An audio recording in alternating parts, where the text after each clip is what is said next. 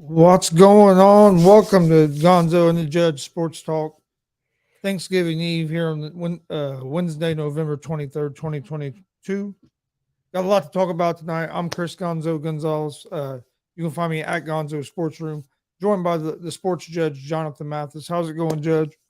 What's going on, man? Happy Thanksgiving Eve to all our viewers out there. Man, I can't believe it. We're closing in on the end of the year already. We're almost approaching 2023. Man, what does 2023 have in store for us? Good things, of course, no doubt about it. Man, I can't believe we're at the end of the year. But what's going on, man? It's great to be on. We're gonna be chatting some sports. As always, we're talking sports. It's a lot of fun. As always, man. I love your introduction, by the way, Chris. It always fires me up. It gives me that adrenaline, before the show. And seeing Reggie Miller with the choke jester, that is nostalgic. Oh Just yeah. seeing that, it brings back so many childhood memories when He, put, he, he puts up the four. He puts up the he four and he puts up goes, the four. That was the game where he taunted Spike Lee. "Oh yeah, have you seen my graphic tee I have where it's I've Reggie seen that one. doing I've that?" seen that one, and I know I have one similar to yours, but it has Shaq, and it has his reaction after he slammed it down in the game seven of the twin of the two excuse me the 2000. I believe it was game 7 of the Western Conference Finals. Remember where Kobe lobbed it in the air for him to dunk it, to throw it down? And I mean, that place went nuts. The Staples Center went nuts that Oh, I bet. that night. That's the shirt I have with Shaq All and right. his reaction following that dunk. But no, yeah, not been a bad night. I watched the Pacers game. Fortunately, they lost tonight, but they've been playing some good basketball. They're ahead of schedule. I think a little bit of what people thought they would be. Tyrese Halliburton's playing well, and then we might have the rookie of the year on our team in Ben Matherin, Benedict Matherin. Matherin's been playing real well so far in these first few weeks of the NBA season. Uh, but before we get into, we'll talk a little NBA here in a little bit. Before we get into that, I want to talk a little college football first because we're going to talk a lot of NFL, of course. You got three big games coming up tomorrow. But uh, do you think that the Big Ten is going to get two teams in the college football playoffs? Right now, you got Ohio State and Michigan. They're at 2 and 3. They play each other this week? Do you think the loser can still be in the top four? I mean, it's a possibility that could happen. Michigan looks like a complete team. When you watch Michigan play, they look well balanced. Uh, they can they can give you trouble on both ends of the of on both sides of the ball. Really, when you watch them, Ohio State can definitely get in with the offense they have, and C.J. Stroud leading the way for that offense. They have a really good offense too. I mean, any defense that faces that team has a tough task in trying to slow down that offense because that offense is just too damn explosive. They're just lightning quick, and they're just nearly impossible to stop. So to answer your question, I can see two Big Ten teams getting in. The Big Ten conference is the second best conference, arguably behind the SEC. Yeah, I think honestly, I think the top three: Georgia, Ohio State, and Michigan. I think it stays the same. No matter who wins that Ohio State and Michigan game, they might. If Michigan wins, they might move up to 2 over Ohio State, and Ohio State might move down to 3.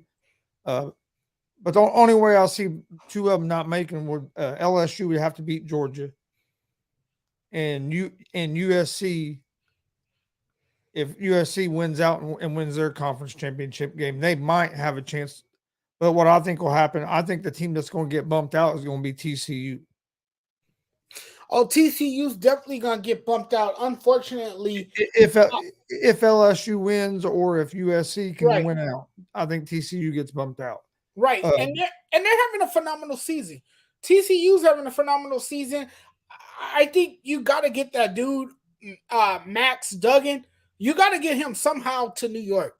He has to be a Heisman finalist. now, if LSU was to win out and USC wins out, then maybe that's the only way I see maybe Big Ten might not get two teams because Yeah, but that'd be the right only about way. now, it's looking like the Big Ten's going to get two teams. Yeah, a lot would have to happen, in my opinion, for them not to get two teams. Because I think if USC goes undefeated the rest of the season, I think that they might, even with one loss, they might jump ahead of TCU. Uh, but to me, it's hard to bump Michigan unless like Ohio State was to blow Michigan out or Michigan was to blow Ohio State out. Then it might change a little bit. But if it's a close game, I don't see it. I don't see the top three changing much. Uh, myself, the key for Michigan is going to be if is Blake Corum going to play? He hurt his knee last week in the second quarter of that game. Tried to come out after halftime, tried to play one series, and then he stood on the sideline with no helmet the rest of the game. So he didn't play the whole second half. Hardball's being real close to the vest. Not didn't give up. Hasn't been given no updates on his injury or nothing. So nobody really knows for sure if he's going to play or if he does play, how healthy is he? Because I mean, being the big Ohio State rivalry game, they're not giving out anything that's going to show weakness or what I mean. They're going to keep you guessing. If Blake Corum is hurt and can't play, Michigan's in trouble. He's just that explosive, man. He's a explosive running back, and they ran for like 89 or 90 yards in the first half last week, and then he got hurt, and I think they ran for like 35 or 40 in the second half. The running Yeah, game just wasn't the same. So if they don't have him, they're going to be in trouble. And it's going to be interesting to see if he does play, how healthy he you're is. you're Because you're a knee injury for a running back is a big deal. Chris. You're talking about a game with a lot of ramifications. I don't think Blake Corum is going to sit this one out. I think this guy is going to give it his Yeah, all, and but is he's he going going to be to able to try make to that? play. Is he going to be able to make them cuts that he's used to making? I hope so because You he's know a what I fierce mean? competitor, and he's going to want to play, No, yeah, he's a especially fierce against a rival team like competitor. I know Ohio he's going to State. want to play, but sometimes your body just don't let you do what you want to do, and a knee injury is Right, a big deal for a running back. a knee injury is a big deal for a running back, but I think he will be ready to go after leaving, last week's game. I think he'll be back in the offense. I'm not saying that he's going to be that same explosive running back that we've seen all season long, but he's going to definitely uh, be on the field and try to contribute. Because look, this is Michigan's foundation, right? The run game. They thrive behind their strong running game, and that's how they beat a lot of teams. They beat you by running the football. They pummel you with the running game. And they keep defenses guessing because no one who has faced them really has had an answer for their running game. That's what they do so well is run the football. So they're going to want to have Blake Corum back for this game, and I think he will be back. Now, Ohio State, they could put up a lot of points. There's a contrast in styles here. Michigan, again, likes to utilize the running game. Ohio State, they can hurt you in a variety of ways, but they're really strong through the air. If their aerial attack is going, good luck slowing them down. Good luck stopping them. So, I mean, this is going to be a good game. You're talking about a much anticipated rivalry between Michigan and Ohio State. And I think this is going to be one for the ages. This is one of those games that everyone's going to be locked into because there is so much on the line for both of these teams, and because of the storied rivalry that it is, you know. And so I don't know who's gonna win this game, but I like both teams. But Michigan, man, Michigan looks like a complete team to me. Michigan, if they do have Blake Corum back in that lineup, they got a fair chance here. But it's gonna be tough to beat Ohio State. They draw one of the best teams in the Big Ten. Well, Ohio State's been a little streaky too. Yeah, If you can stop that run game, don't get me wrong, they have a good quarterback, but I've also seen that him struggle some. If you can get some pressure up the middle, they have one of the best wide receivers in the country, in Marvin Harrison Jr. like father, like son. Yep. Oh, dude, that dude is he's tough. a beast. He's a stud, absolute stud. But I think it's going to be a close game. I really do. I don't think Ohio State's just going to go in there and blow them out. But if Michigan don't have a Blake Corum, a healthy Blake Corum, I think they're in trouble. I just don't see them doing a whole lot.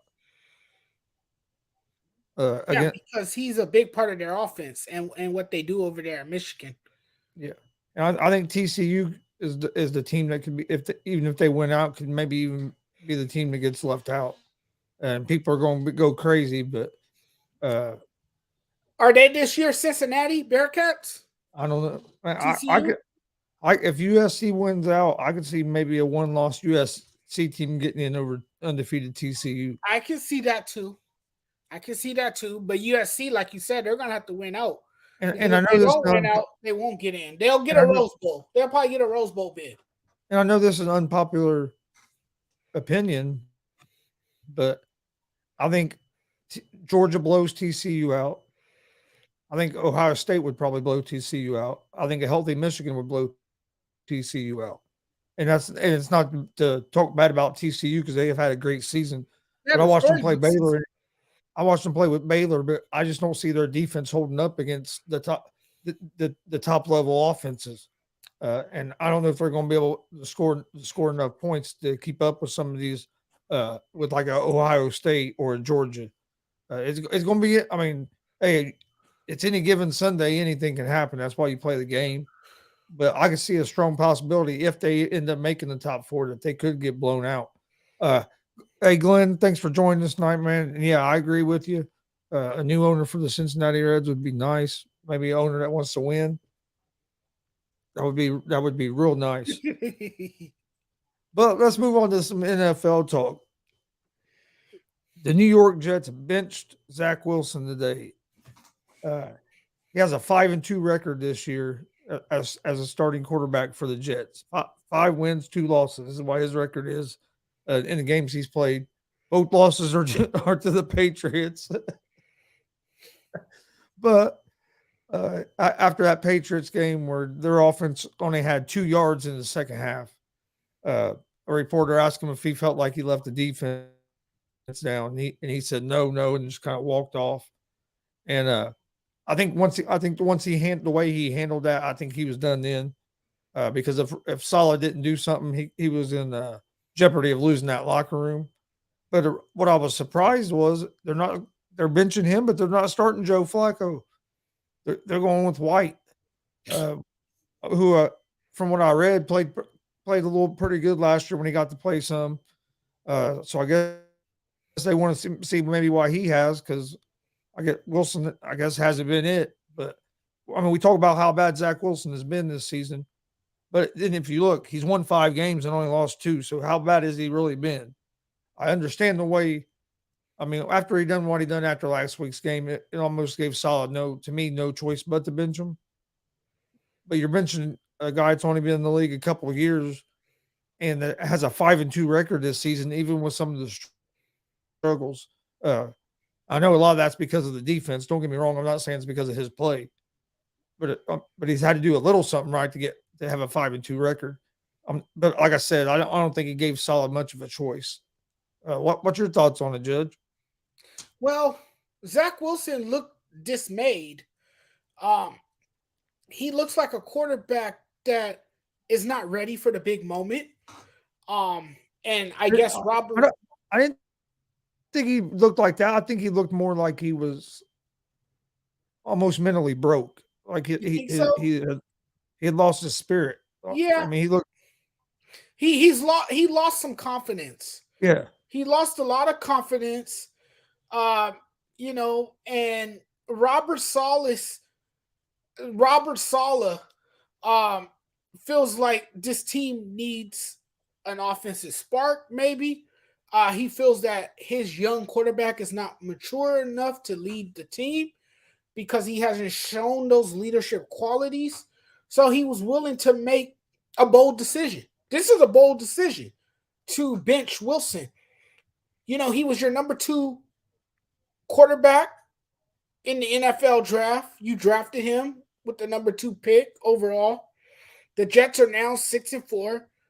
Uh, the Jets are in a bit of disarray, even though they have a good defense. They have they have one of the top defenses in the I NFL. think. Well, and I think what people forget is that game was 3-3, and with 48 seconds left, and the Patriots ran back a punt return for a touchdown to win the game. Right.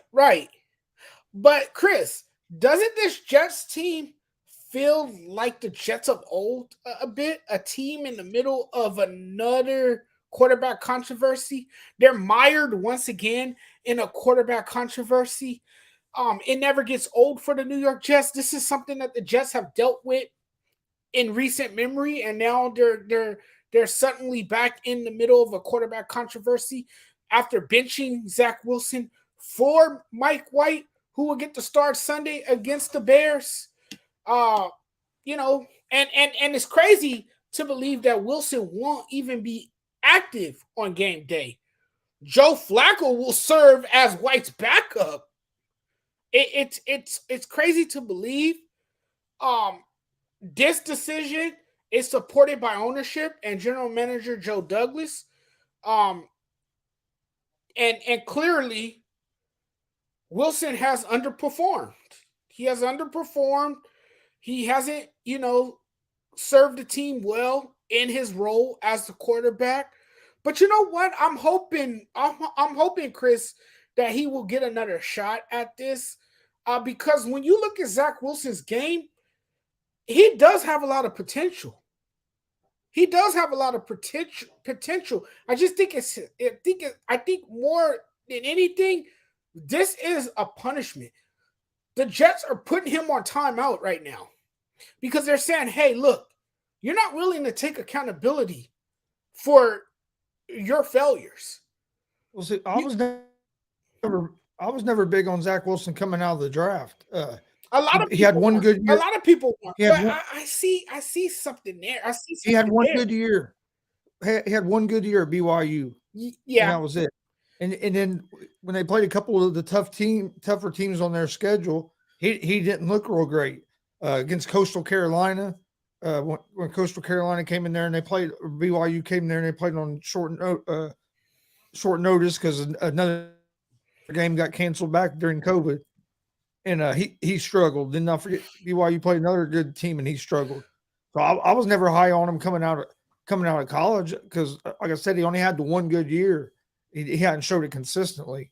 So, do Yeah. you think he's a scrub? Do you think he's a No, I'm perennial not saying I bust? think he's a scrub, but Okay. I think he got overdrafted at number 2. I don't think he should have been drafted You think that he high. got drafted too high? Yeah. Okay. Do you think he'll work his way back with this Jets team, or no chance? I don't know. It depends on a lot of it. Just depends on how the locker room responded to the way he acted after at that press conference, and if Rob Saleh thinks that the team's going to trust him and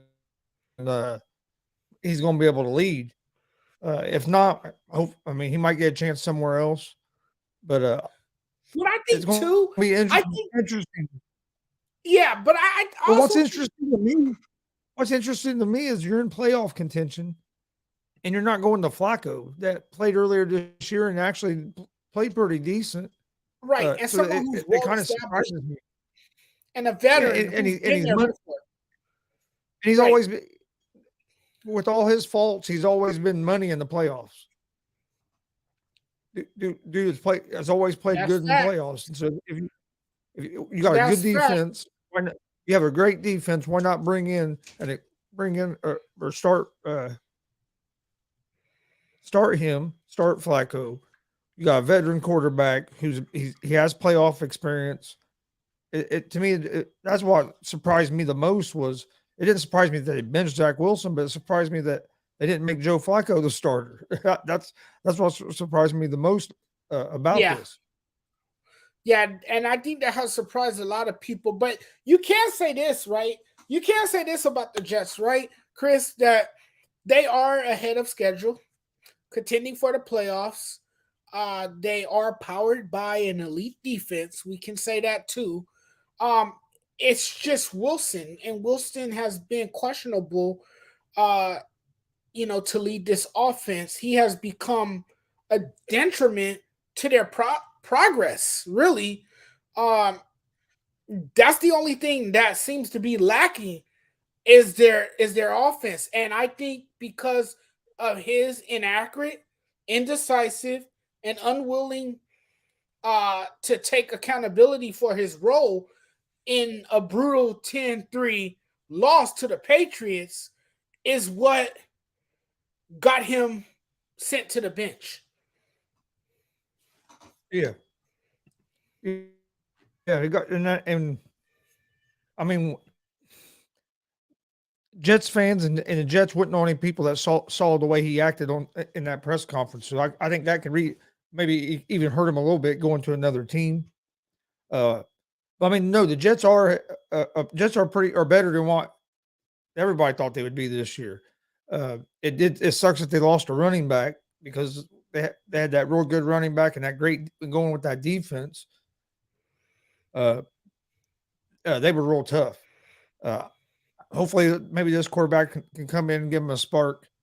Uh, it's going to be interesting to see if he don't play well, do they go to Flacco or do they go back to Wilson? So you really don't want to have a quarterback carousel going on in the middle of the season, especially when you're in playoff contention.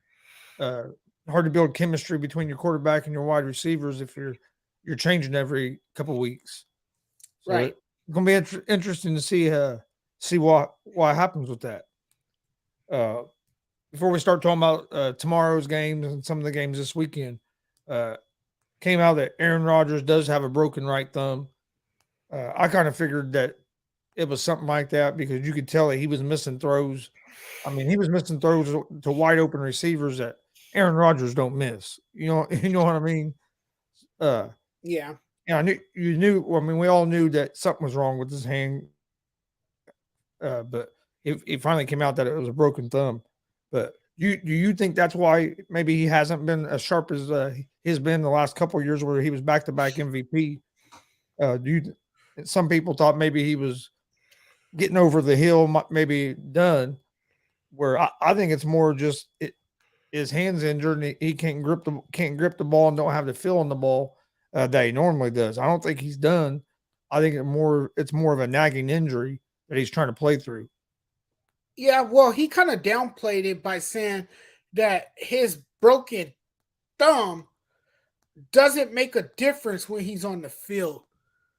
I But think see, that but okay, I'm glad you said that because that right there, that's the kind of statement that Zach Wilson should have been making. That hey, I have to be better. I have to do. right, Aaron Rodgers is saying that because he's not going to use it as an excuse.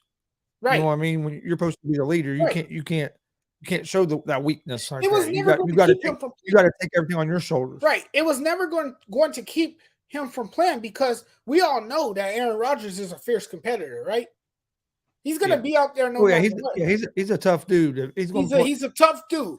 Yeah. Now he behaves like a diva at times. He has diva like ways. Hey, that's our society nowadays. Though Yeah, that's yeah. why.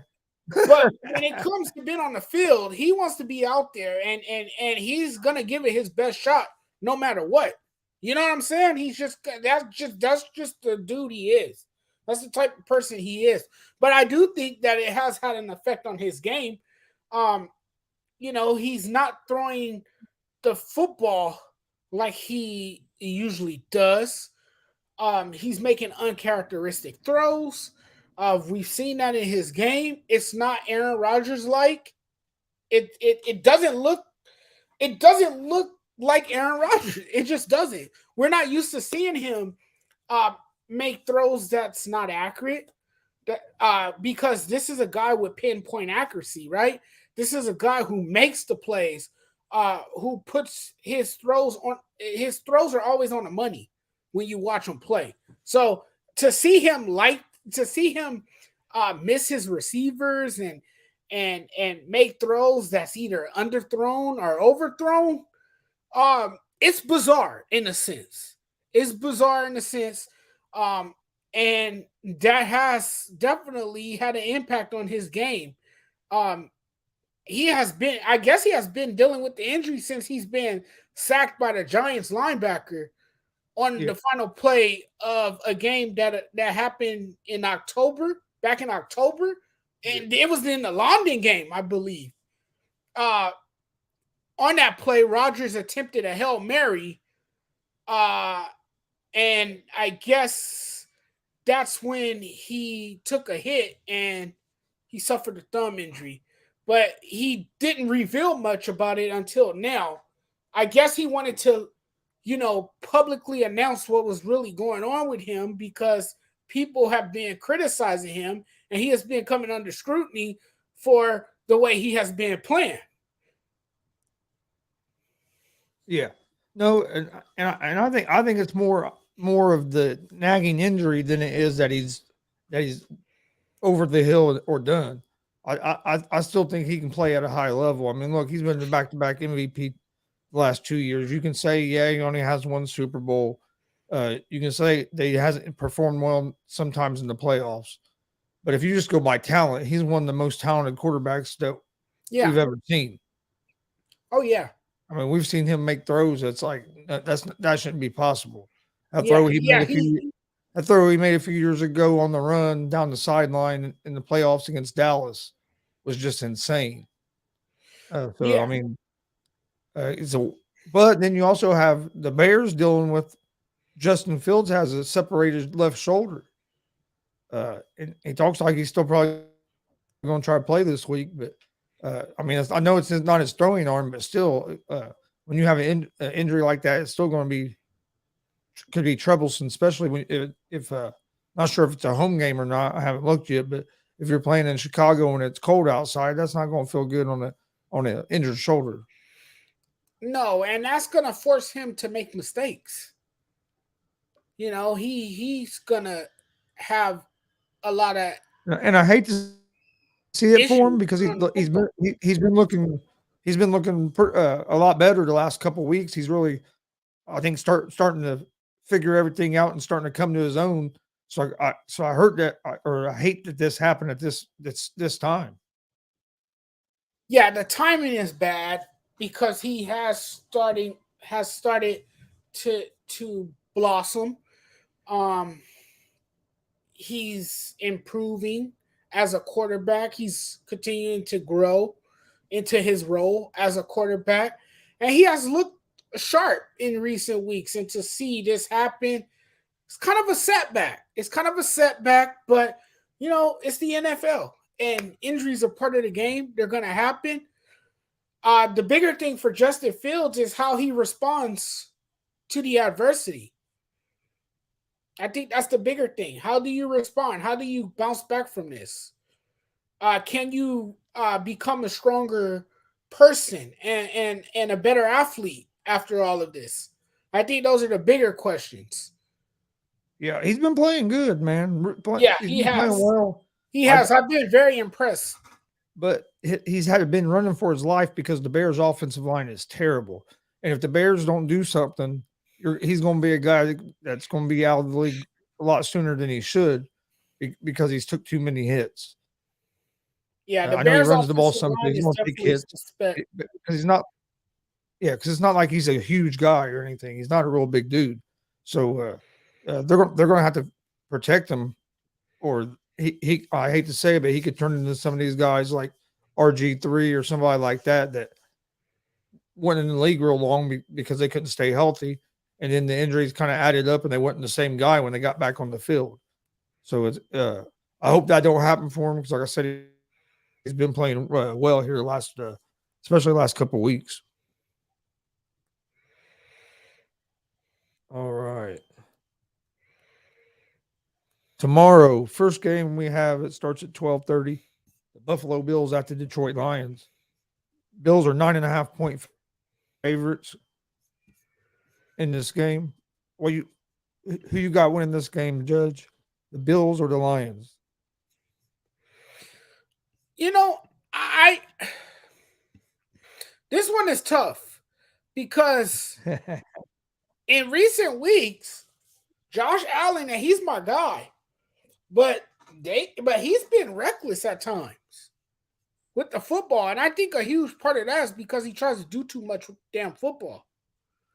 You know, we know that he can be overzealous at times, and that he could be over aggressive, and that could result in him throwing an interception or making a critical mistake in a time where they need him to be an efficient quarterback and make the plays necessary to put them in a good position to score or even win the ball game.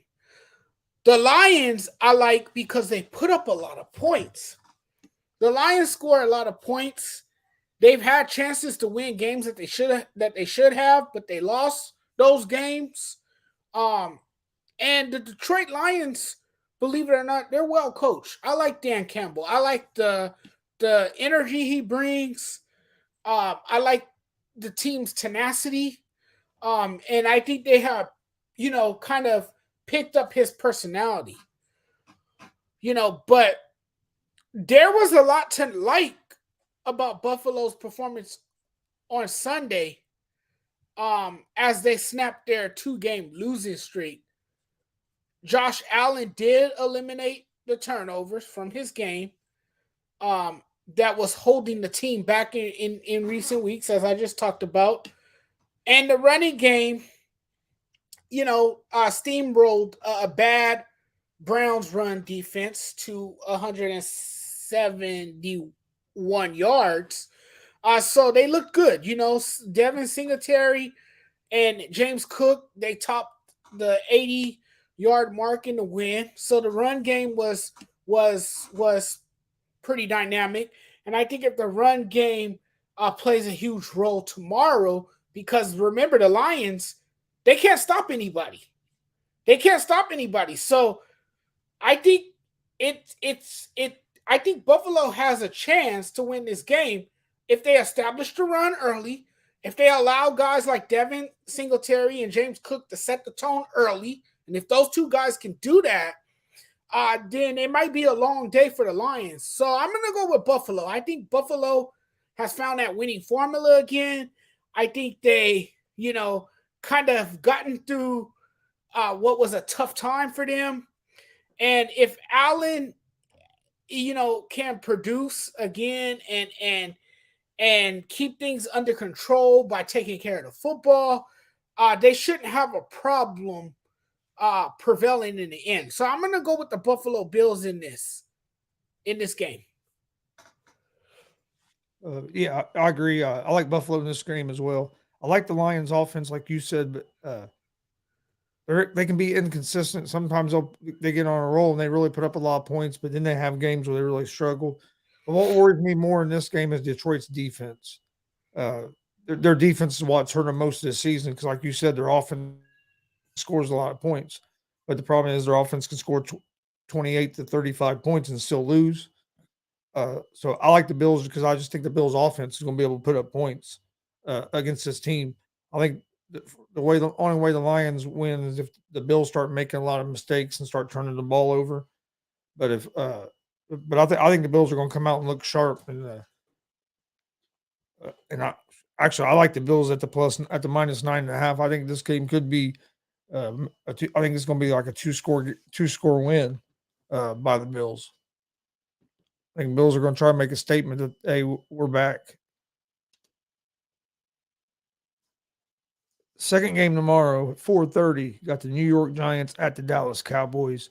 Cowboys are 10-point favorites. What you think about this one, Judge? Yeah, this will be a classic NFC East rivalry matchup. These two teams are relevant. So this will be an interesting Thanksgiving game because the Giants have been a pleasant surprise this season. They have surprised many with their strong play and you know their number of wins this season. They just been able to put together some wins, and they're 7-3. The Giants and the Cowboys have the same record coming into this game. The only difference is that the Cowboys own an 84-point differential, while the Giants have only outscored their opponents by 1 point. No, they're not as flashy as the Dallas Cowboys. No, they're not America's team. But the Giants can put fear into you. The Giants are well coached. The Giants have a strong running game behind Saquon Barkley. And I think with Brian DeBall and the job that he's done, he realizes what he has in Saquon Barkley, and he has utilized the run game to his advantage, that it has made the Giants a more convincing and compelling team. They're not flashy. No, they're not the most exciting team in the NFL. And they still you could say that they still pretty they still well off. They match up pretty well against the Dallas Cowboys. But Chris, I gotta tell you this though. Even though the Dallas Cowboys sometimes they have a clunker after we start believing in them, I'm gonna believe in them tomorrow. I'm gonna take Dallas. I think Dallas defense is gonna be a little bit too much for the Giants. The Cowboys also have a good running back in Tony Pollard, who leads the NFL in explosive play rate with 14.1% of his touches going for runs of more than 12 yards or receptions of more than 16 yards. He's amazing. You got CeeDee Lamb. You got playmakers on both sides of the field, and you got a good defense, a defense that can swallow up the running game. So I'm gonna have to go with the Cowboys here. I think the Cowboys find a way to get a victory against a very good Giants team. But I do think I do think for whatever reason, and my gut tells me this, that it will be a low scoring game. It won't be a blowout. No, I think it's going to be a good game. I think the Cowboys win the game. But if I was betting this game, I would take the Giants in the 10 points because I think this will be a one possession game. Giants have a pretty good defense. They do have to step up on the run defense a little bit, but they have a pretty good defense that keeps them in games, even when off. They don't have a whole lot of weapons on the outside, but like you said, they have Saquon. But I think the Cowboys' defense is going to be a little too much for the Giants, so I think the Cowboys win the game. Honestly, I think the Cowboys are probably the second most dangerous team in the NFC right now. So I think the Cowboys win the game, but I do think it's going to be a close game and be maybe like a one. I think it's within a one possession game. I think the 10 points are too many that they're giving the Cowboys. Yeah, I agree with you. I like the Cowboys. Yeah, I like the Cowboys. Give me the Cowboys. Tomorrow night, 8:20 p.m. Eastern time, we get the New England Patriots at the Minnesota Vikings. You got a Vikings team that coming off an embarrassing blowout loss to the Cowboys. Now playing in prime time. You know the knock on Kirk Cousins that everybody always talks about is he never shows up in prime time. Is Kirk Cousins and the Vikings going to show up in prime time tomorrow night against the Patriots? The Vikings' success versus the Patriots will depend on Kevin O'Connor's ability to lead and adapt. I think the Vikings will bounce back. They had a tough week. Things didn't go their way. they shocked the hell out of a lot of people by getting blown out against the Dallas Cowboys last week. They look to get back in the wins column. They can do that against the New England Patriots. I think you will get a better all-around performance from Kirk Cousins, from Justin Jefferson. I think it was just one bad game. I think the Vikings will be just fine against the Patriots. I think they will get the job done tomorrow. I think they will win the game. Damien says Pats by 20. Wow. I don't know about all that. I think they got to prevent Kirk Cousins from getting sacked. Yeah. No, I think the Vikings win this game. Most of the time when a team plays a bad game like they did and get embarrassed, they usually come back out and look a lot sharper and play a pretty good game. So I think the Vikings are going to be able to put up some points. They have the Vikings as 2.5-point favorites at home, so they have this as a pretty close game odds wise. But I don't think the New England Patriots are going to be able to score enough points to keep up with the Vikings. I think the Vikings offense is going to look a lot better this week than it did last week. It is going to come down to the offensive line. Can you protect Kirk Cousins, give him time to throw the ball? Because they definitely didn't give him time to throw the ball last week against that Dallas defensive front. So it's going to be interesting to see if they can do that. But if they can protect Cousins and then get that offense going, I think Minnesota has a real good shot at winning this game and bouncing back from that loss last week against the Cowboys. Yeah, they got a sour taste in their mouth, and I expect them to bounce back. They got to do a better job, protecting their quarterback. The obvious starting point is in pass protection. No question about it. So they're going to have to do a better job protecting the quarterback.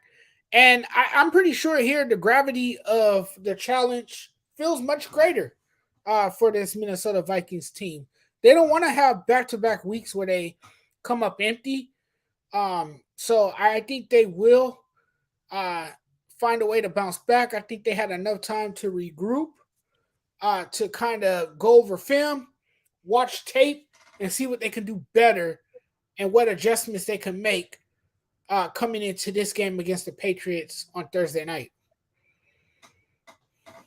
Yeah, then on Sunday, we got quite a few games.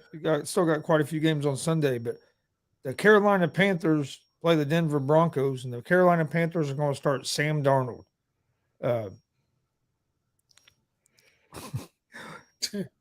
Panthers start a different quarterback every week. I don't know what's going on over there. I know they were starting PJ Walker, then he got hurt. Then they started Baker last week. I guess Baker didn't do good enough, so now they're going to start Darnold. They got a crazy situation over there in Carolina because they have a decent defense. They have some weapons, but they just ain't been able to find a quarterback that can play consistent. PJ Walker, to me, has actually been their best quarterback this year. And like I said, he got hurt last week. So, what do you think the Panthers are going to do here at the end of the season to try to shore up that quarterback position? That's a good question. That's a question that remains to be seen. This is a Panthers team that's making the change at the quarterback position after falling to 3-8 on the season. And obviously, they can't figure it out at the quarterback position. It was Mayfield. It was PJ Walker. He started 5 consecutive games from weeks 6 to 10. And now he remains out of action because of an ankle injury. Darnold missed the early portion of the season because of a high ankle sprain and was activated for the first time this season against Baltimore. But I don't know what direction you take in the offseason because, look, the Carolina Panthers are clearly in a rebuild. They're clearly in a rebuild. They're going to get a high draft pick because of their record, no question about it. I think they go out and get a quarterback in this year's draft class. Who they will pick, that remains to be seen as well.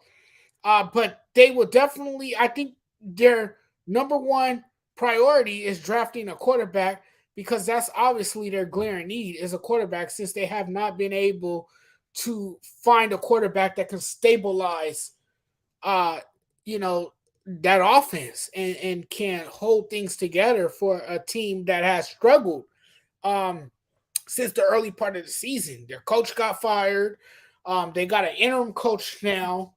Um, it's clearly a rebuild now for the Panthers. They traded their their their power running back to the 49ers, Christian McCaffrey.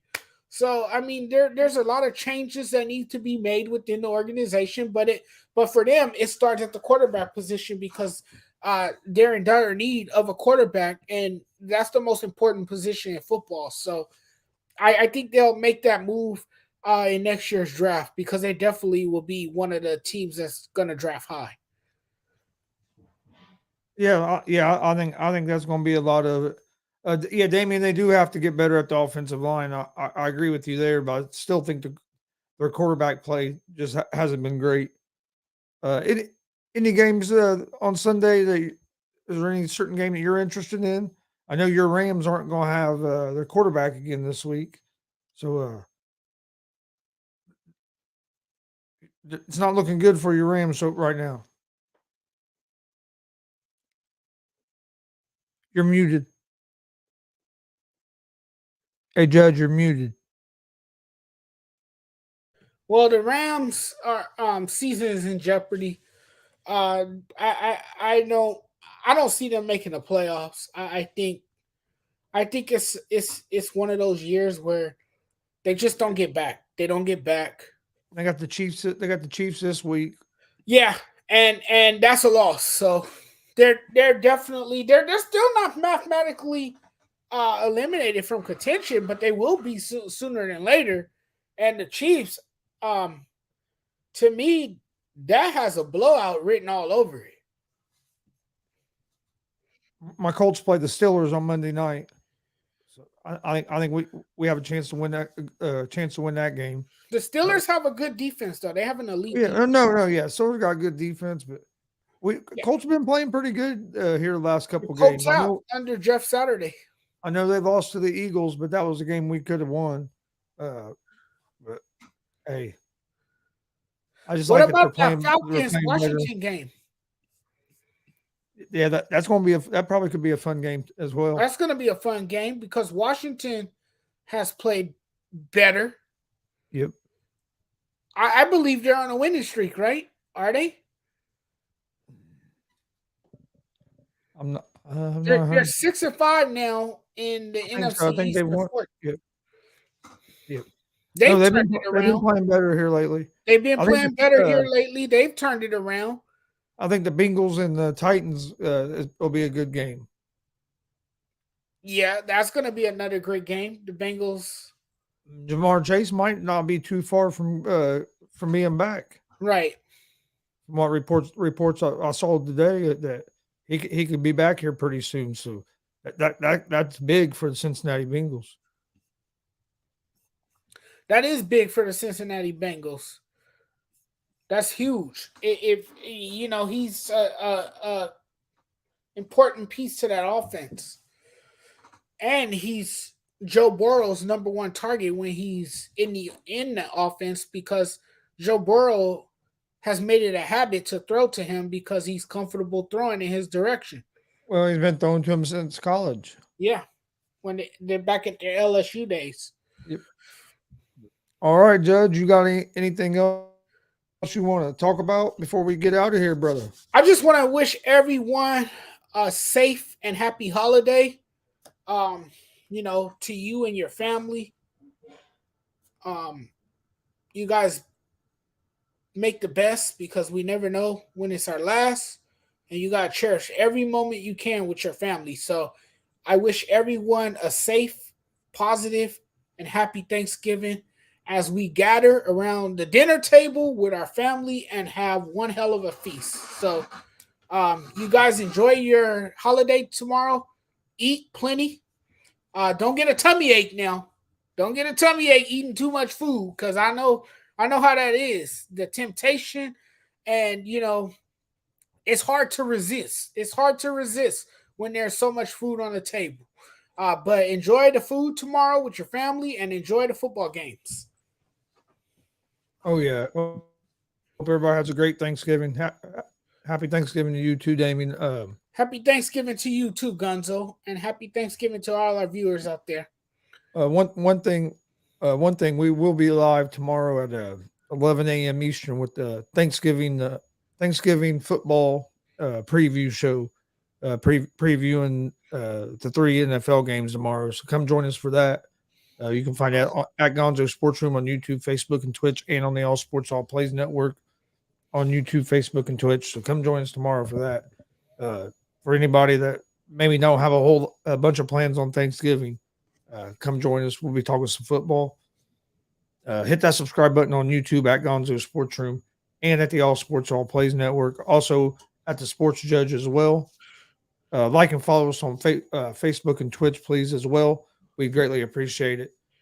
There's shows throughout the day on the ASAP Sports Network, on the Gonzo Sports Room Network. We have shows we have 3 or 4, anywhere from 3 to 6 shows a day. So there's always something on there. We got pro wrestling. We talk all different sports. So please like, follow, and subscribe. We greatly appreciate it. But on behalf of the sports judge, Jonathan Mathis, I'm Chris Gonzo Gonzalez. We thank everybody for joining us tonight.